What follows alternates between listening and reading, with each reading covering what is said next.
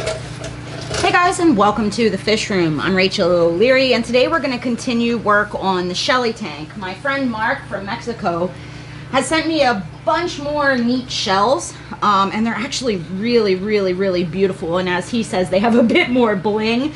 So we're going to go ahead and add some of these and try and take out some more of the shells that have just aged out, we'll say. So I'm going to get together a bucket with some water. I'm going to drain the tank a tiny bit, clean the glass, and then add in some of these new shells and take out some of the old ones, making sure they go into water in case there's any fry or fish. They can then evacuate those shells and we can collect them. Now, if you're new here, this is my 75-gallon Neolamprologus multifasciatus aquarium. That, like most of my aquariums, has been running for a few years now, and the fish have been really successful. But the problem is, over time, these escargot shells have turned this green color, and while it's not at all detrimental to the fish, it bugs the crap out of me. So I want to remove a lot of them so that the overall appearance of the bottom of the tank is not green. Now, the problem is with Shellies is that as soon as your hand goes into the aquarium, all the fish disappear into those shells as they use them for hiding as well as breeding. So it can be difficult to know if there are fish in the shells, and it's also very difficult to get them out. One thing that's been really cool is that these new shells that I put in for my friend Mark have already been colonized by some of the adult fish, and if we look around, you can even see that they've excavated some of the substrate into the shells, which is a behavior I was really hoping to see more of. And you can see over here too, they've even moved sand down to the glass. So far this has gone really well, but again, I want to change out some more of these shells just for aesthetic reasons, and I'm really lucky that Mark has sent me so many cool shells so that I can do so without having to try and search and find shells that I actually like. So we're gonna get started here, and I've just filled a bucket with tank water, and I'm gonna try and get some of the green shells out of this corner today. And the problem is that is one of the favorite spots for these fish to spawn. So it's entirely likely that I will end up removing some fish inadvertently, though it looks like most of them are staying towards the midsection, so I may just pull shells from the front today. Then we'll clean the glass. There's a bit of green spot algae growing here and there. Do a water change, fill it back up, and take a look. Now, if you watch, as soon as my hand goes in here, most of these fish are just gonna disappear, unfortunately, which makes my job much easier. But again, I can see that this front section doesn't appear to have any fish in it. Oh, there's a coolie loach though. Drop those shells into the bucket.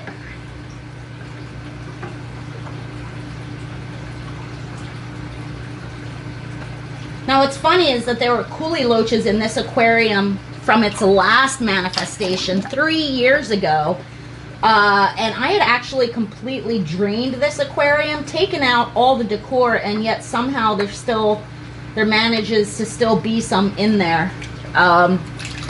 Normally I would not pair coolie loaches with Neolamprologus, but you know, it's been like this for a few years and hasn't been a problem. And again, this green color on the shell isn't problematic, other than that I don't like the way it looks. And I don't really mind some of the shells being green in this aquarium, but the fact that that is the predominant way that the aquarium looks is problematic to me. But now I can see, I'm not sure if you guys can, there's a tail in this shell. If you look up inside, I can see a little tail in there, so this one will stay. I'm going to continue on removing shells and then we'll add some back. And you can see there was at least one fish in a shell, which is why we dropped these shells into a bucket. We'll worry about getting this fish out once I'm done removing the shells from the aquarium. I'm going to take this opportunity to do a gravel vac as well. It's not always easy to gravel vac, an aquarium where the entire bed or ground is shells.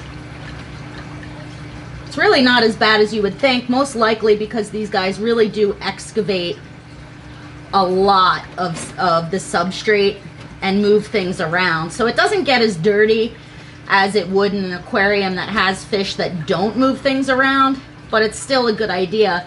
It's also important to mention that in this aquarium, I have kept the substrate relatively thin, so I don't have to worry about pockets of anaerobic bacteria building up, which could cause issues for the fish as they excavate, should they develop.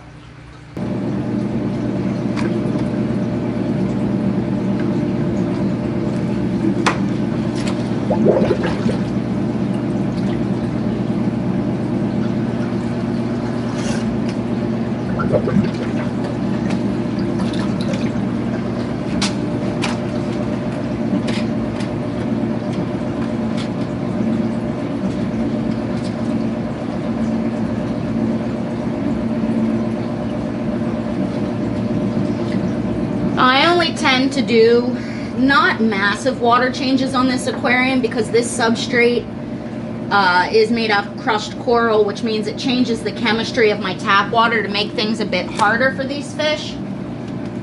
So I try not to do too large a volume of water changes on this aquarium. I do smaller, more frequent instead, which has worked out really well over the years. I'm going to go ahead and clean the glass.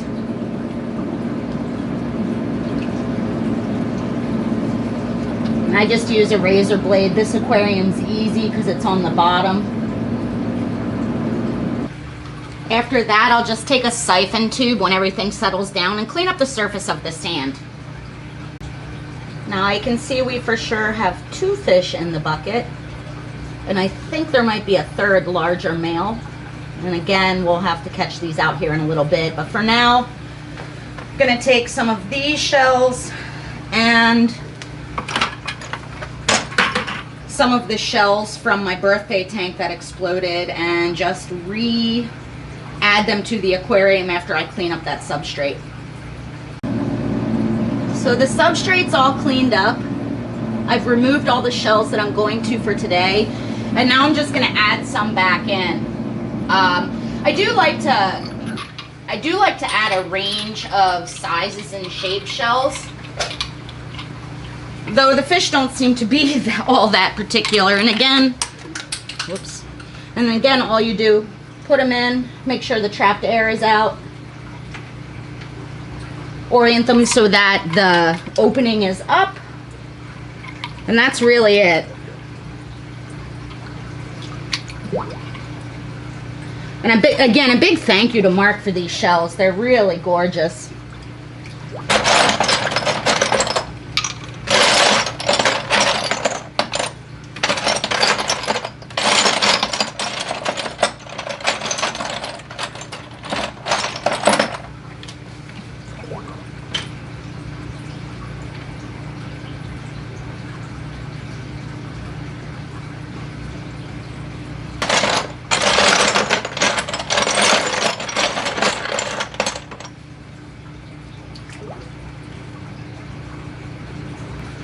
And I think this looks much better. As I mentioned, I don't mind a few of the green shells, but when it was all green, it really bothered me.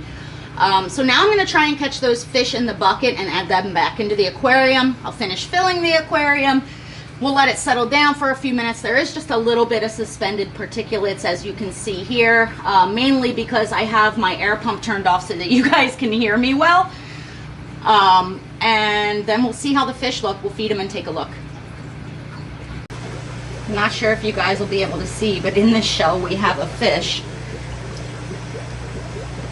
There he goes. I've caught 2 so far, and I've seen 4 in the bucket, so yeah, it's a process. Got another one, that's 3, and I know there's a teeny one somewhere, which again is going to be an obstacle. So there is 1 baby fish left in one of these shells, and what I've done is divide them into 3 containers to try and minimize the amount of shells they have to hide in. There were 4 fish total that got removed during my renovations, so it just goes to show you how important it is to put these shells into water. And the same thing goes if you have an aquarium that you're changing out the driftwood and you have plecos. Plecos are notorious for staying inside nooks and crannies despite them being removed from water. But you can see already everybody's checking out all their new digs. We'll go ahead and feed in a few minutes and get some glamour shots for you guys, but I think it looks much better without that overwhelming green. I think that these shells look so much better. But I want to hear from you guys. What do you guys think? Vast improvement, right? Thanks again, Mark, for these awesome shells. I did put a piece of O-nip onto the glass to try and entice everyone to come out. They're not particularly happy with me right now since I just did a massive overhaul on all their shells. But we'll see if they'll eat for us. You can see fish are starting to come out of the woodwork.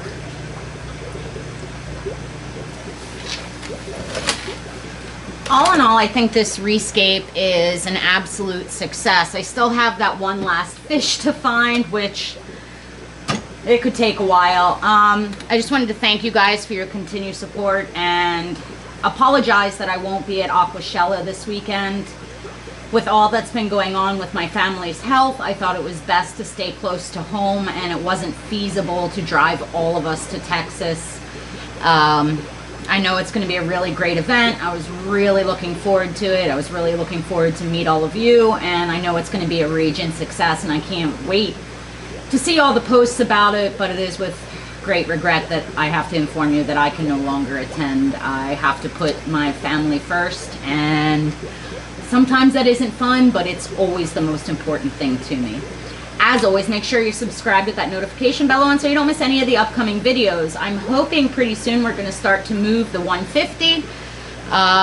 Work on the bins is going to continue, and all in all, I think this is going to be a really exciting summer season, both in the fish room and around the yard.